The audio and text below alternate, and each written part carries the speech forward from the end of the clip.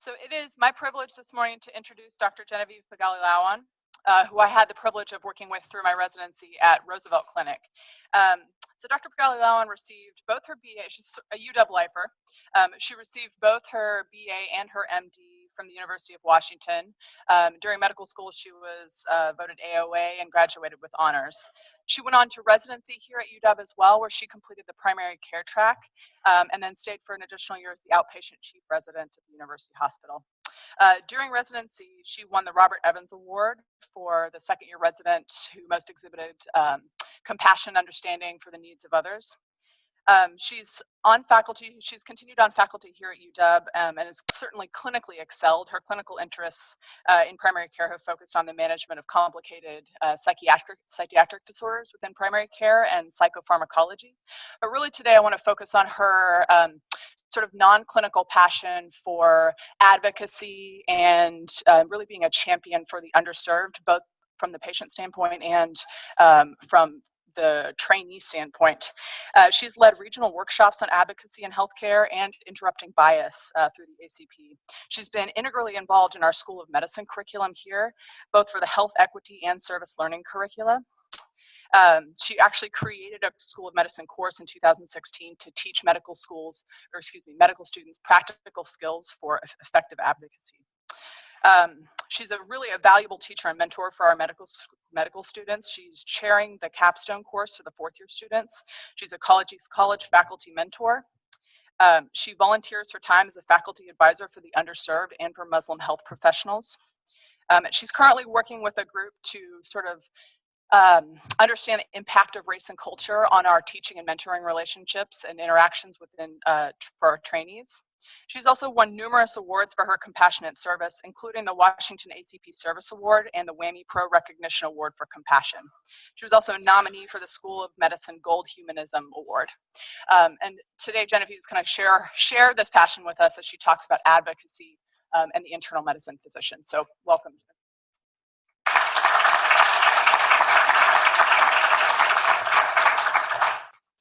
Good morning, everyone. Thanks so much, Shannon, for that lovely introduction. Thanks, Dr. Bremner, and everyone here for inviting me to speak with you today. Can you hear me all right? Great. It really is a treat and a real honor to be able to talk about something that you care so deeply about. And I'm really hopeful that it's something that resonates with some of you by the end of this talk. I think that it's important. I'm going to start off with something that's absolutely opposite of what most disclosure slides look like. I'm going to tell you who I pay instead of who pays me. And I think that's important, right? I think you need to know who I'm affiliated with and how that affects this talk. I've been a longtime member of the American College of Physicians, and I've served on their council, co-chairing their advocacy and policy committee. And I pay to their political action committee, and you should know that. I also do that for the Washington State Medical Association's political action committee. I've been a very active member there as well. I have been a member of Society for General Internal Medicine and Physicians for a National Health Plan. As I was reflecting, talking, and thinking through how to give this talk, it was 20 years ago today that I was a third-year medical student sitting in probably this room and thinking about what kind of physician I wanted to be. And I've been so blessed and so lucky in my journey here at the University of Washington to be around the people I admire most. And there are many, many of them are internists. They have attributes that humbled me as a student, as a resident, and ongoing as a faculty member here. The very best of diagnosticians, the Steve McGee's, the Marvin Turks, are part of our faculty, and so many of you are so capable at the management of the most complex people that we can care for in the House of Medicine.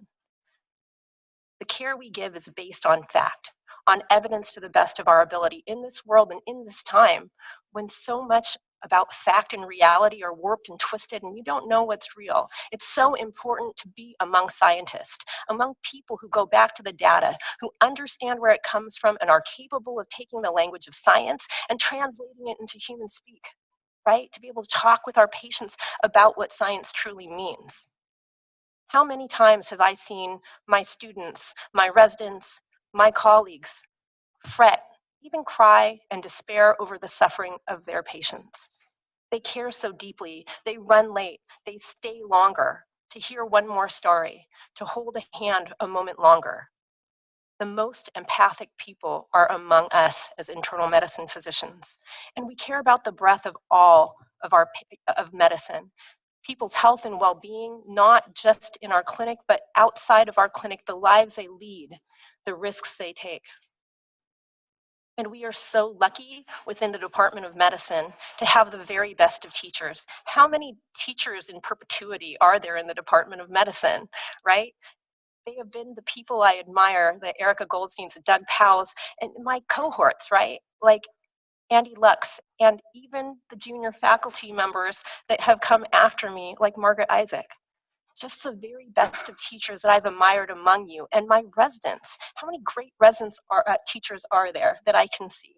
My own clinician teacher, Megan, I'm going to mess up her name, right? Ruzenrunga. Did I get it right? Amazing that I get to watch her week after week interact with my medical students. These are some of the attributes that we admire most among our internal medicine colleagues. My reality is I come out of clinic and I hop in my minivan and I'm racing off to pick up a child from some sport event or a piano lesson. I got to get dinner on the table. I'm supposed to be mindful and do meditation and exercise and do self-care. And I'm supposed to have a functional relationship with my family. And I'm supposed to finish my clinic notes and all the other academic things I'm supposed to get done on time. And the truth is that so many of us are working as hard as we possibly can. And we're seeing problems in medicine, internal medicine and primary care as well, with burnout.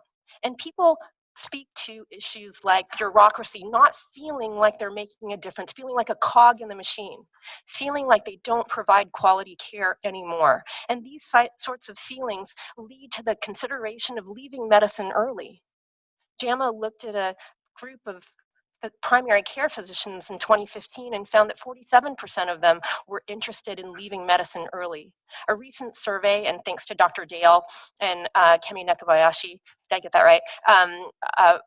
From Washington ACP for letting me share this data. They recently surveyed internists in the state of Washington 60 years and over, and 38% of them are interested in leaving medicine early. So as I'm channeling my inner ostler around what to do, is it just having equanimitas and being above it? We're supposed to be calmer and more capable of being in this fray? Or is there something I can offer you today, a path forward so that you can engage in policy, engage in change, such that you don't feel a victim of a system, such that you feel that you can provide quality care for your patients and make a bigger difference? We need to move from this concept of agency to a concept of advocacy. Each of us are working hard within our own clinics, within our hospitals, one-on-one with patients, staying later, working harder, doing more. Some of you are fantastic at being on that phone, getting that prior authorization, spending 30 more minutes to get the study you need or the medication your patient needs. Other people are spending longer hours trying to figure out what housing situation might work for their homeless patient, or how to get somebody some sort of access to addiction therapy. This only works for our singular patient. If we don't rise above it and look at the broader issues and advocate as a community for the needs of our patients, then we miss that opportunity. Lobbying is just one concept in advocacy. And I think it's the thing that most of you think about, right? When we think about advocacy, you think about marching on the Hill and talking to Congress and legislatures. And that's part of it, but it's not all of it. And I'm going to talk with you today about other forms of advocacy that are equally important that I hope you might engage in. Activism is that word that makes more people feel uncomfortable. Makes you feel like, gosh, should doctors really be activists? Shouldn't we work within our system?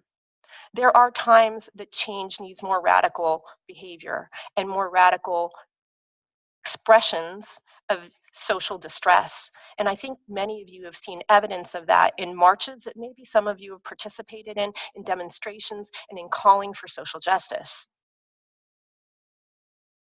Okay, my diagnosticians, my internist friends, What is wrong with healthcare in America? We are one of the richest nations in this world. You've seen these slides. I will not belabor it. We spend more than we should on healthcare in this country. It doesn't necessarily mean that we spend more on healthcare and social services. It just means we spend more on healthcare. We don't spend more on social services in comparison to our other countries within our cohort. And it's not that we're overutilizing. Our patients have the fourth lowest doctor's visit among our cohort of other economically sound countries in this world. We have lower than average hospital visits. But why is the cost of care in America so high? We do a lot of diagnostic studies, and they cost a lot of money, those procedures. That's well within our scope of control.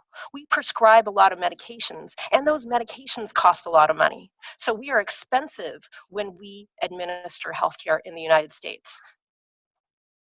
What do we get for it? This is a graph of ischemic heart disease improvement in mortality between 1995 and 2013. The darker bar demonstrates mortality in 1995, and the lighter bar 2013. And while we have seen substantive gains, it is not better than our cohort. This is just one example. We're number one in health expenditures, but 57th in infant mortality. We are 48th in maternal mortality. We are 42nd in life expectancy. We are the 18th most obese country among 191 countries surveyed.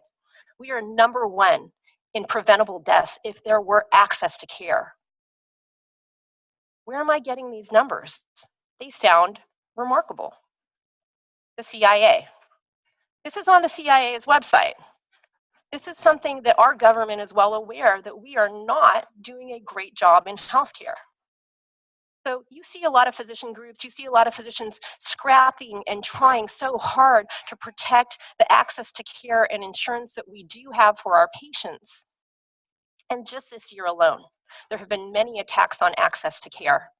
In March, the House attempted, almost immediately after this new administration, to attempt to repeal the ACA. It didn't work. So in April, the White House went ahead and passed some market stabilization rules. Market stabilization rules in translation for you mean that they are cutting the enrollment period to enroll in the ACA by 50%. They are reducing deductibles and supplements for people who have to do out-of-pocket costs. They have submitted a budget that would cut $600 billion from Medicare over the next 10 years, independent of congressional action. In July, there was yet another attempt to pass an ACA repeal. That failed as well. So in response, in August, the White House decided to cut ACA navigators. These are the people who are hired to help our patients actually enroll in healthcare by 50%. They've also decreased the advertisement to let people know when and how to enroll in affordable healthcare by 90%. So just to recap, that's a 50% reduction in the enrollment period, a 50% reduction in the workforce that helps our patients enroll in healthcare, and a 90% reduction in the advertisement to let our patients know how and when to enroll in healthcare. You might start to think that maybe our government isn't so interested in having our patients be on healthcare. And as you know, in September, the Graham-Cassidy bill was proposed and did not move forward. Another attempt to radically reduce the amount of health access that we have in this country, such that in October, the White House decided to increase the number of exemptions for covering birth control. In the past, it was only religious exemptions. Now that is expanded without religious exemptions, such that any private institution can restrict coverage of birth control. We have to ask ourselves, we're fighting so hard to try and have people get healthcare coverage, but what does healthcare coverage actually result in? This is a August 2017 article by Summers and Anatole Gawande that speaks to what we get in terms of health benefits when we extend healthcare coverage. Are people more financially secure? Yes, they are. Is that surprising? No. The number one reason for personal bankruptcy in the United States is a major health event. The number one reason for personal bankruptcy in the United States is a health event. So having health insurance makes you more financially stable and secure.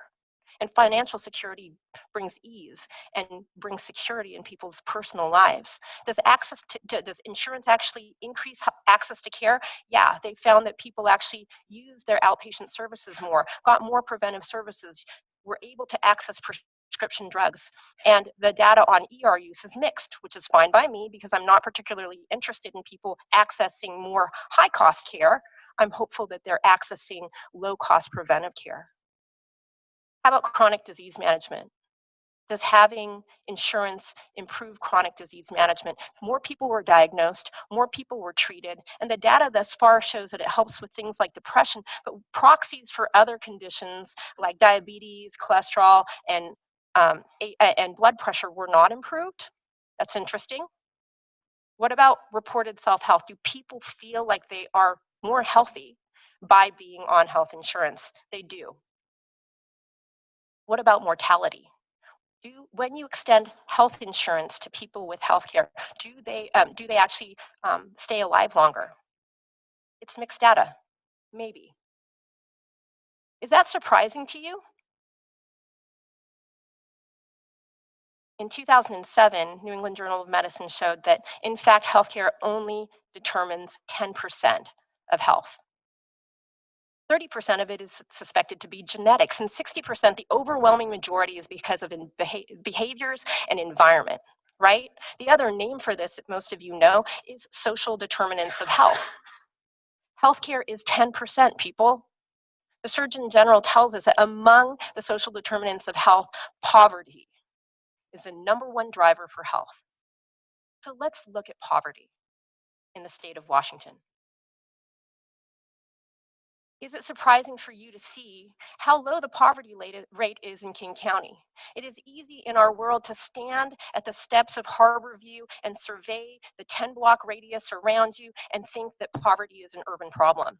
And indeed it is. There's tremendous suffering, homelessness, and poverty among our mixed in urban environments. But King County is remarkably split in terms of affluent people and impoverished people. We'll look at that in more detail. What you should know is that people are being pushed out of urban environments into more rural environments. They cannot afford to live here. But where are all the infrastructure for people and their need? In urban environments. Rural environments often don't have the kinds of access and structure and resources that people need who are impoverished to improve their health. So let's look at King County. What is federal poverty level for one person? Shout out a number. $12,000. $12,000 a year, federal poverty level. So when we're looking at 200% of federal poverty level, that's $24,000. How many of you could live in Seattle for $24,000 a year? I need to emphasize this to you. In order for you to be at federal poverty level, making minimum wage 40 hours a week. 40 hours a week. What's minimum wage in the state of Washington? It's $11 across the state. It's the second highest in the nation. Only Washington, D.C. is higher at $11.50.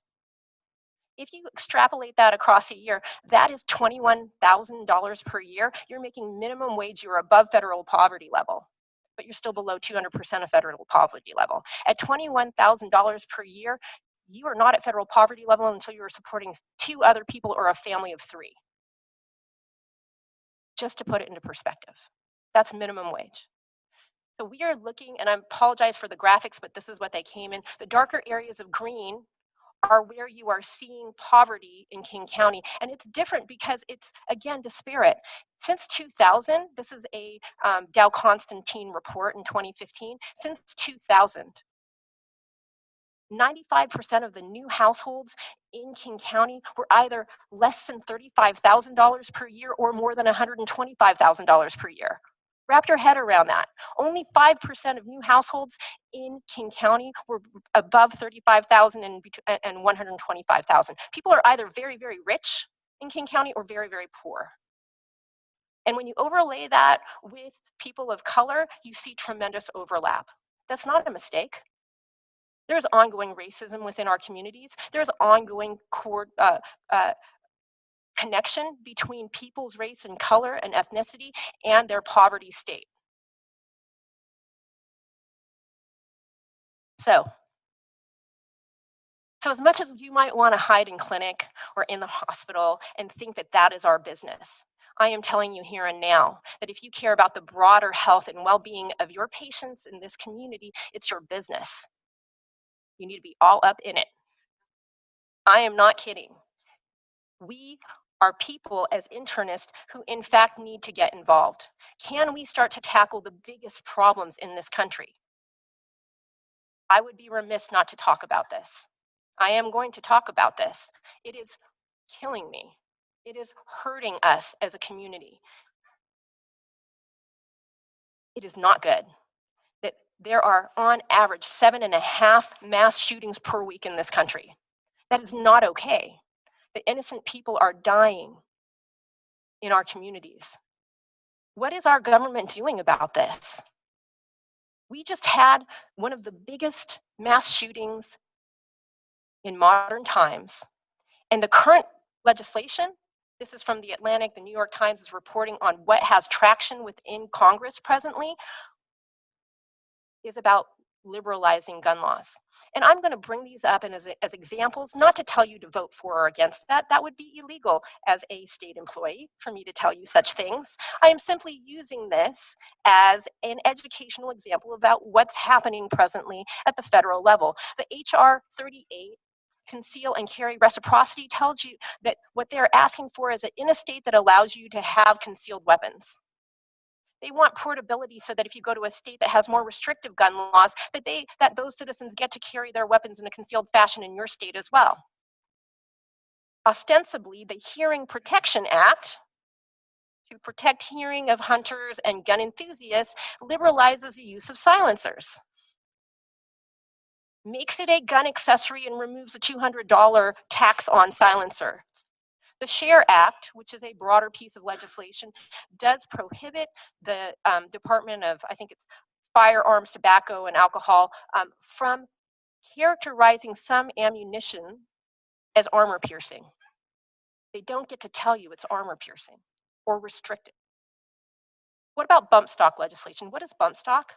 Bump stock is that little piece of plastic, that $20 piece of plastic that you can get online that the killer in Las Vegas used to convert his semi-automatic weapon to an automatic weapon and mow down hundreds of people. We got excited because the NRA said, gosh, we have an interest in regulating bump stocks. But if you look at the political pundits, we can't even agree on how to do that. There is no piece of legislation that's moving forward at this time on how to do that. So if we can't do it at the federal level, what about the state level? You remember the 2016 Mukilteo shootings. Young people were hurt, injured. Bob Ferguson, our state attorney general, with the support of Jay Inslee, our governor, proposed assault weapons a ban in the state of Washington. It could not pass the Democratic House or the GOP Senate in the state of Washington. Maybe we shouldn't be involved in this. Is this really our business? American College of Physicians is the second largest physicians organization in the country, second only to the AMA.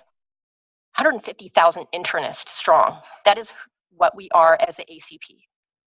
They put out a statement saying that death and injuries related to firearms are in fact a public health problem. That along with 8 other health professional organizations, and get this, the American Bar Association, and subsequently 52 other organizations after this white paper was released, have recommended the following: that there are universal background checks, that there is an elimination of the gag laws about talking about guns. In the state of Florida, you cannot talk about guns with your patients, even if they're suicidal. There are gag laws on physicians about what they can talk about, and so they are requesting that those go away. That there is some restriction on the manufacture and sale of military-style assault weapons to private citizens, and that research, remember that evidence-based medicine tenet of internists? that we are allowed research on this. Did you know there's a ban on research, government research on firearms, death, and regulation? So we can't even say what works because they won't let us research it. And that we continue to advocate for access to mental health, but not stigmatize people with mental health or substance use disorders only by doing blanket reporting laws. I bring this slide up to remind me to tell you a story. What is it about internists as well that might be able to tell this story? How do we connect differently? I saw a patient of mine in clinic shortly after the shootings. A retired gentleman, he was excited to tell me he had a new part-time job. So of course I said, what are you doing? He sells guns at Cabela, all the way up to assault rifles. You might think this was an awkward moment for me, but we had a congenial conversation, 5-minute conversation, at which point we had apparently solved all the ails of America by coming up with the notion that it should be just like driving a car. And in fact, you should take a written test and have a in-person tests that show that you are capable and safe, and that every 3 to 5 years you get re-up to see whether or not you're healthy and safe enough to keep doing it. End of the visit, hearty handshake, side hug, see you next year. We form connections, we build bridges, we don't try and be divisive, we try and find a path forward. This is the work we do as internists. It's no different when we apply it to advocacy. Let's take on another topic. This is a devil of our own doing. When I was an intern in 2000, pain was the 5th vital sign. We were not good doctors if we were not treating pain aggressively, and most of my patients were on methadone. Then we started seeing people die. People within my own clinic, patients within my own clinic. And we started getting way more restricted. We started self-regulating as a community, as clinics, and we stopped seeing patients, new patients with chronic pain needs. We kicked people out of clinic if they had violations of their urine tox screens. And then what happens as that result? Those restrictions have definitely reduced our prescription of narcotic medications.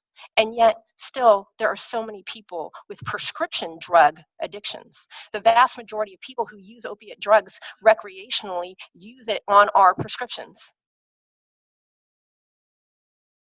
But as getting access to prescription drugs has been harder, more and more people are turning to heroin as well. It's the devil of our creation. We care. What is the legislation? This actually has bipartisan support. There was $181 million put towards, at the federal level, education, prevention, naloxone, prescription drug monitoring, and research. At the state level, our prescription drug monitoring program was funded and continues to be funded. We use it with regularity in our clinics, and even in the leanest of budgetary years, they put money towards the UW telepain services. I'm not sure if it was exactly this much. I know that's how much was asked for at the Washington State Medical Association. In King County, a heroin and prescription opiate task force was created. And they proposed the following recommendations. The ones most notable for you are to create access to buprenorphine in low barrier modalities close to where individuals live for all people in need of services. Please raise your hand if you have done the training for buprenorphine or Suboxone administration. Look around. Keep your hand up if you are a resident. Okay, so the second piece that you may have heard of is a community health engagement location, otherwise known as safe injection sites. There has been so much hysteria and worry and lack of medical guidance, sound, evidence-based discussion, and engagement by physicians such that Bellevue, Auburn, and Federal Way have banned any possibility of safe injection sites in their community. Because the notion that we as a government, as a King County government, would let people shoot up in government facilities was atrocious to many of the population, not understanding the purpose. So The Washington State Medical Association House of Delegates, which is how the lobbying agenda from the State Medical Association gets determined for the next congressional session, is this weekend. There is a resolution proposed to have the Washington State Medical Association pilot safe injection sites across the state of Washington, not just King County, and to evaluate it for feasibility, cost, harms, and effects for injection drug users. Do you think that the Washington ACP or SGIM or the County Medical Society proposed this? No. This is Katie Burgess, one of our University of Washington medical students. So my internists and my teachers, how does it feel to know that our trainees, our residents who are on the cutting edge of training for Suboxone, our students are the ones that are moving forward policy changes to help with the great epidemics of our time? What can we do? Can we be engaged as well? I hope you believe you can. I'm going to talk about why you should. The power physicians have is multifaceted, and even in a political environment. Physicians have positional power. They are at the top of every organizational chart for medicine. We have relational power. That means you, as a physician, care for people from all walks of life. They get to know you, they respect you, they care about you, you care about them. You care for professors on upper campus, CEOs of major organizations, middle-class moms and dads. You take care of new refugees and immigrants, people scraping to get by, the homeless, the people who nobody else will make eye contact with. You take care of them. You have relational power. You tell stories and you understand that. You have expertise power. You have spent years in your training and more years since honing your trade. You are seen as an expert when you speak about health and well-being of communities. When we talk about power, we must talk about privilege. So many of us have come from more modest means. So many of us scrape to get here. But the moment you put on the white coat of any length, for medical students in here, you also develop privilege. You have tremendous privilege and access to legislators and other folks because of who you are and your membership within this community of physicians. Some of us have other identities that further entrench our privilege. We must be mindful of such identities when we go forward in advocacy. We must be humble and make sure that we are actually listening to those around us in full and complete ways. We must be diagnosticians and branch our diagram for diagnostics and our differential diagnosis. We need to think about who belongs at that table. This is an example of childhood pediatrics. Who might belong at the table so we listen and we hear before we advocate for a change in policy so that we know how it affects other people within communities and other important stakeholders. Research. Goodness me. In this day and age, for goodness sake, we've got to talk fact and truth. We must be the bearers of such news. If we are not expert in it, we must use reputable sources. So get familiar with reputable sources. I like Kaiser Family Foundation. I strongly recommend it to you. I think it is salient and clear and well evidenced, and they have lots and lots of graphics and images that they want you to be using in your discussion and in your advocacy work. What we aren't experts in is the context of things, the communities that we are trying to affect change in, or the city council or the mayoral situation, or whether or not it's some PTA or the city board or whatever it might be. Whatever that level of advocacy that you are trying to affect, you must partner with somebody who actually knows that system and is capable of navigating it so that you are doing advocacy in an efficient and effective way. I further present to you that your natural clinical skills are natural advocacy skills. Your capacity to invoke behavioral change and understanding the cycle of behavioral change is, in fact, exactly how you would approach a change agent. If I walked into a room and I lectured somebody for 15 minutes about the harms of tobacco use, what are the chances they listen to any of my recommendations? So low. But if I listen, with interest, if I inquire, if I hear about their story and their experience, if I understand where they are in their thought process around what tobacco means for them, and when they're ready to change, that I might have a chance. And in the same way, that's what you would do when you go to meet with people. If somebody doesn't know about your topic or your cause, let's take, for example, safe injection sites, that's your opportunity to educate them. If they, in fact, do know about it, but they aren't sure what to believe about it, that's an opportunity to aim for you to discuss and understand their position, talk about your position. If they are determined, they actually care and are and support your safe injection sites, but they have done nothing to forward that cause, then you ask them. You ask for an action. If they are already in action, you thank them. That is important for our change agents, for our legislators, for our community leaders to hear thank you. Thank you for what you are doing, and I support you in your efforts. If they have stopped doing what you were hoping they would do, but they used to do it, then you need to aim to understand why they've changed. What are the barriers? Be inquisitive. Remind them why they cared to begin with and why it's important to act, and to maintain our relationships. You don't just darken somebody's doorstep when you want something. We're not teenagers asking to borrow the car. We need to maintain relationships in a way that people see us as with reciprocity. You need to offer your expertise to legislators and say, I'm here for you when you have questions about homeless healthcare. I'm here for you when you want to know the effects of further restrictive policies on number of prescriptions for opiates.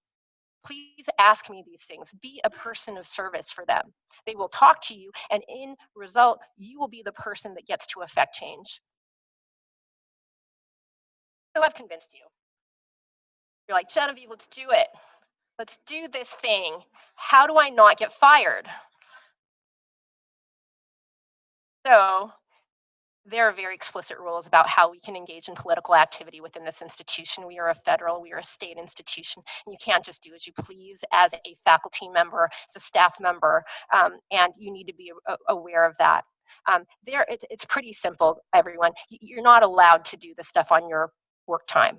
You're not, unless you're doing a grand rounds, it turns out.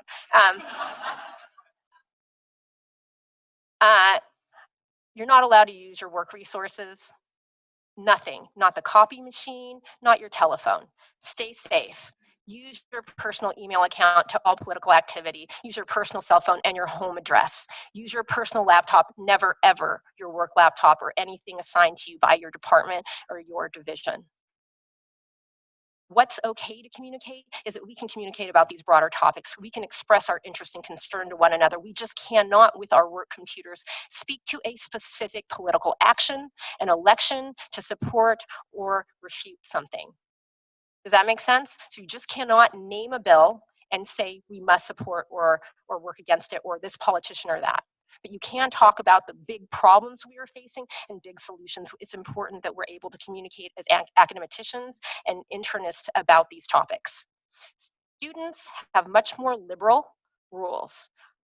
I will just say that you should probably speak, if you are worried about what that line is, you should talk to student affairs about it. Residents live in this gray world. You should talk to your residency department about the specifics, and when in doubt, talk to the Attorney General. Okay, so like everything else about this Grand Rounds, I'm going to ask you to do something that most Grand Rounds presenters never ask you to do. Please take out your cell phones. If it is your personal cell phone. If you have a personal cell phone on your person, take it out right now. And we're going to try and make things a little bit easy. One possibility is for you to go to use, do you have Safari as a option as a web browser? It just makes things easier later on if you happen to be on Safari instead of using Google or Firefox or anything else you have. So if you go to Safari, open acponline.org.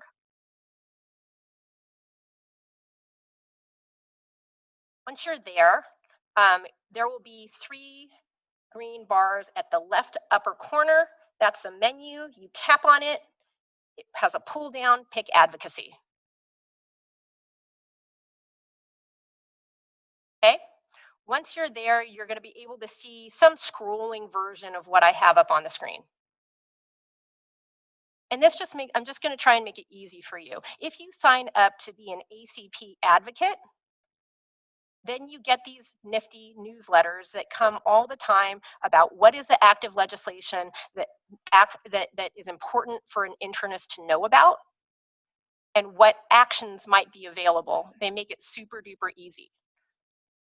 Again, please use your personal contact information if you sign up to be an ACP advocate. I do not believe you have to be an active member. I like the ACP Advocate blog. It is written by Bob Doherty. It is a once a month, in general, really well thought out, easy, understandable summary of what's happening of an important issue for internists.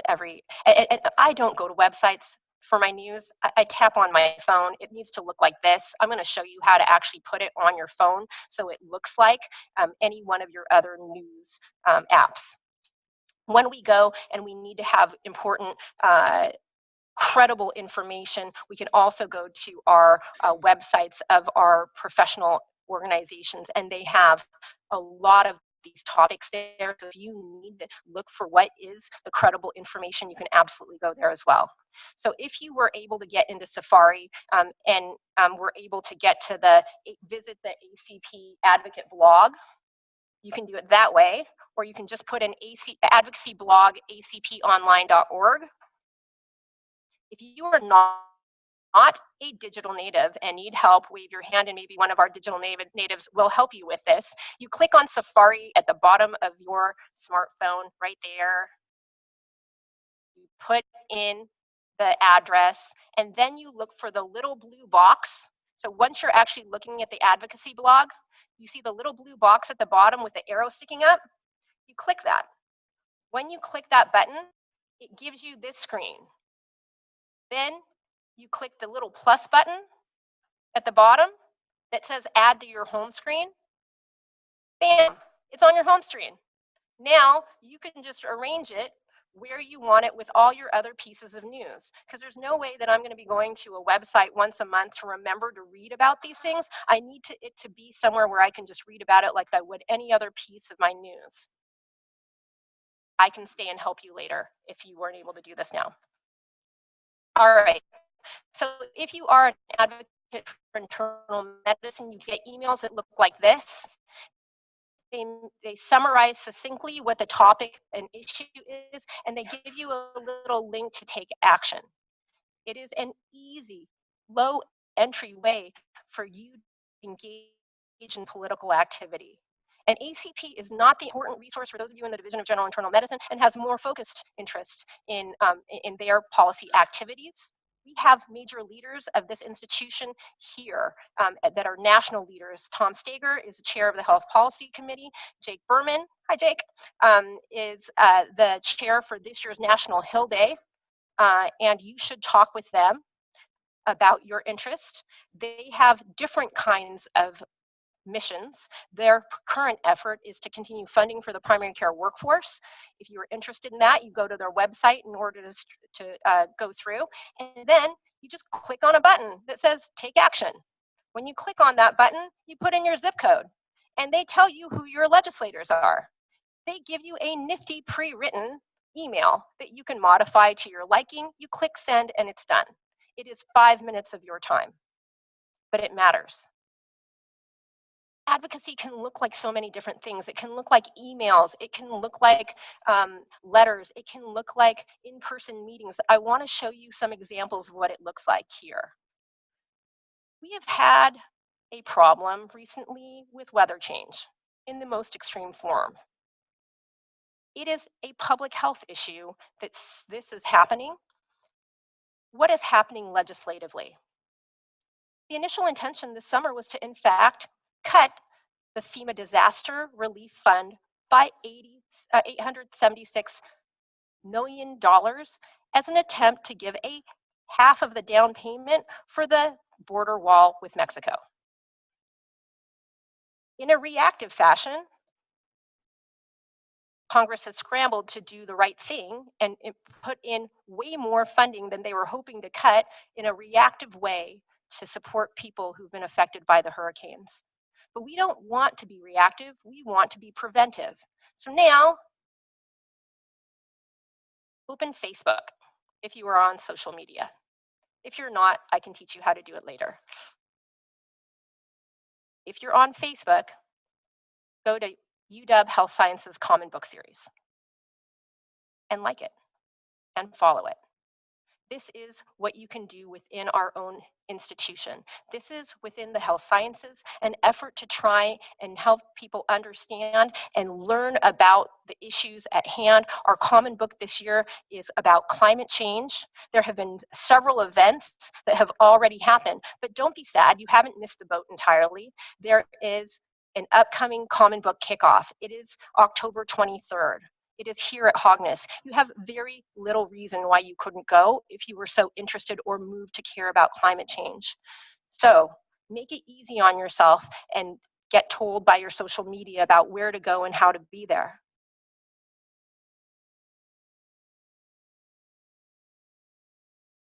Then you could do more advocacy training.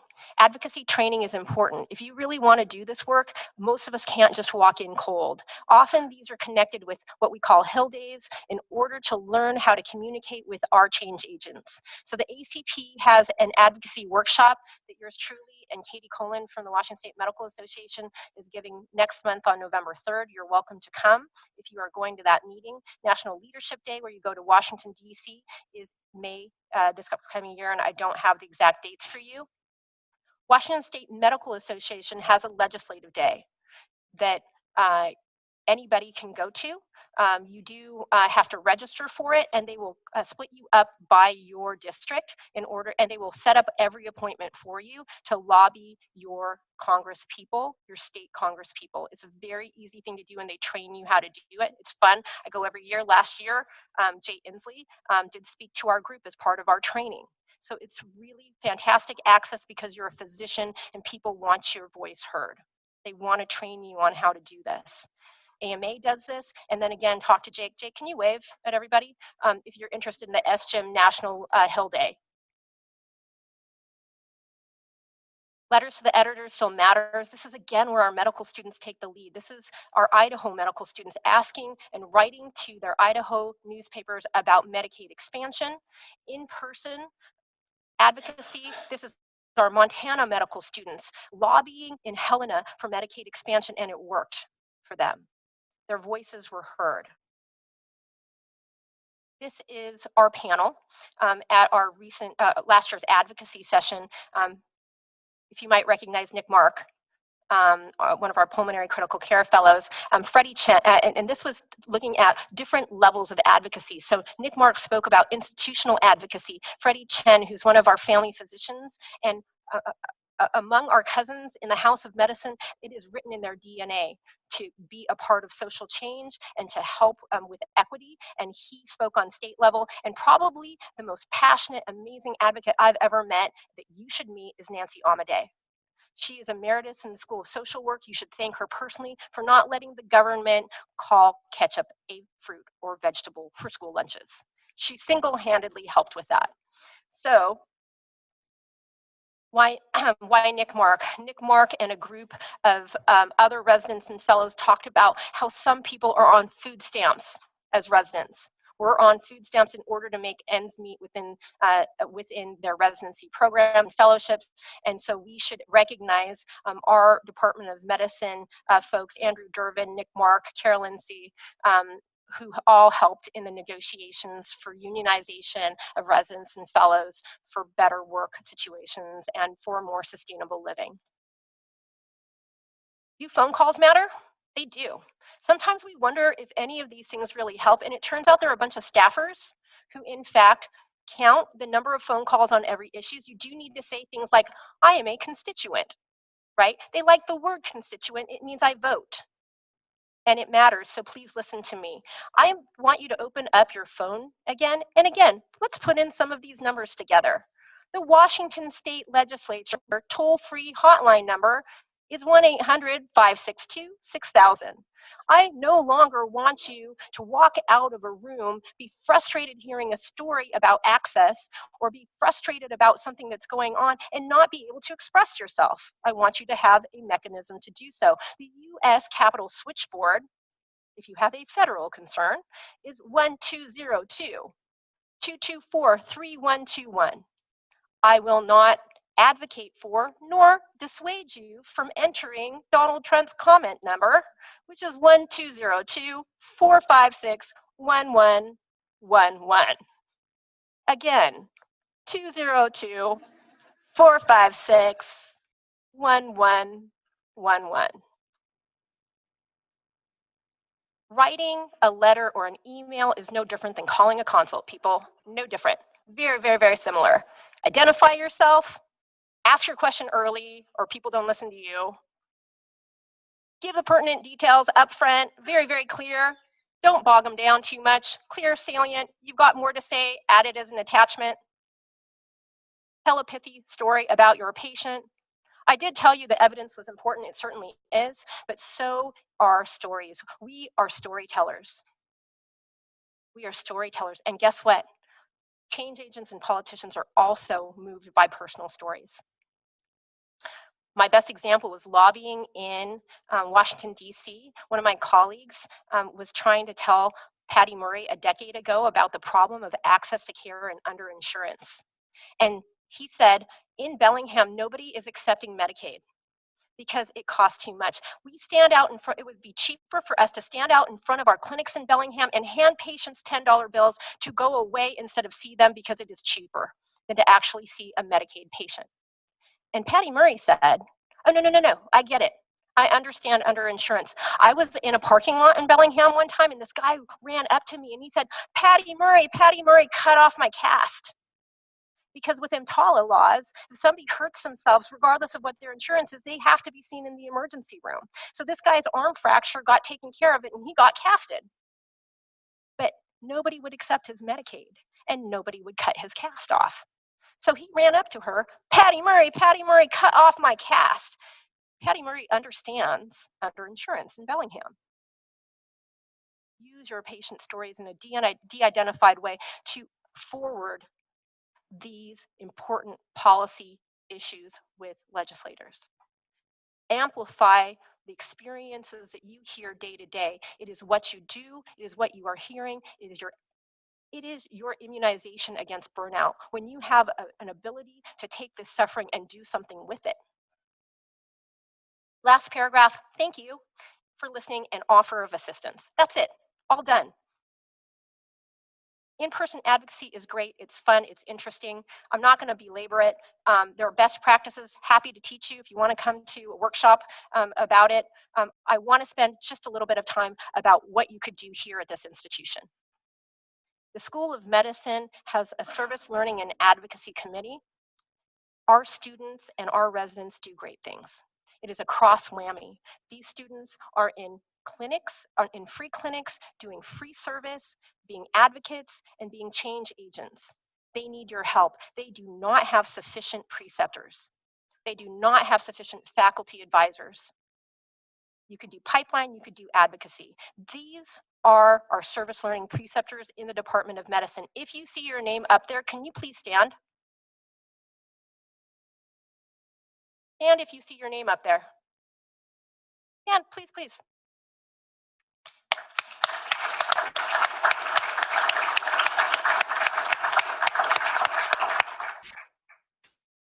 There are 19 Department of Medicine preceptors. There are over 1,000 of us. Why is that? There are 19 Department of Medicine preceptors and there are over 1,000 of us. There are 14 of the Division of General Internal Medicine preceptors, but there are 229 of us. There were 16 residents. Only R2s and R3s can do this in an unsupervised or in a semi-supervised way, and only 106 of them. Once again, our residents are kicking our tushy in terms of their engagement. So what can you do? If you are interested in getting involved, you want to volunteer to be a preceptor, you want to be on the Service Learning Advisory Committee and Advocacy, you want to work on the Health Sciences Common Book, we need your expertise and we need your passion. Leonora Clark, can you stand up? This is the School of Medicine Service Learning Manager. She is happy to take your information. Rick Arnold, he's a co-chair of the Service Learning Advisory Committee and the chair of the Health Sciences Service Learning and Advocacy Group. Please take a moment, be engaged, help this community. This talk is dedicated to my advocacy class from 2016. They did not get credit for doing this class. They chose to spend a week when every other student was doing rest, relaxation, and recuperation after their immediate finals, and they hung out and they learned advocacy. So thanks, everyone.